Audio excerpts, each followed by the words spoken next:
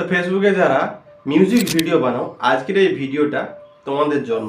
তোমরা music video তো বানাচ্ছ, কিন্তু কপিরাইট আসছে কিনা সেটা কি করে চেক করবে?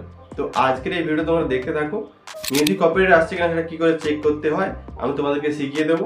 সেই জন্য তোমরা কি করবে, সেই জন্য তোমরা চলে যাবে তোমাদের প্রোফাইল বা পেজ, সেটা সিলেক্ট করে নেবে।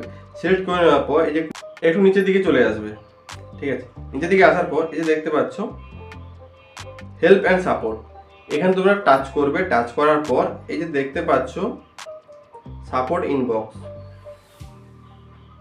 ঠিক আছে?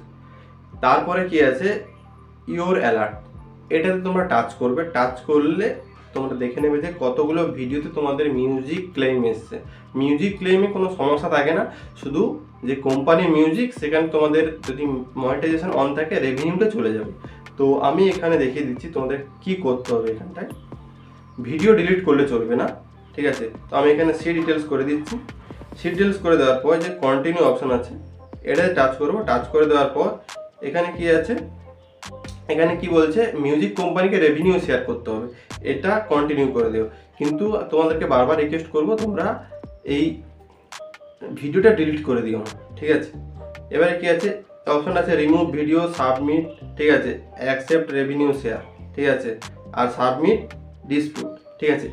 এগুলো করার দরকার নেই, জাস্ট করে দেবে অ্যাকসেপ্ট রেভিনিউ শেয়ার, কন্টিনিউ করে দিতে হবে, ঠিক আছে?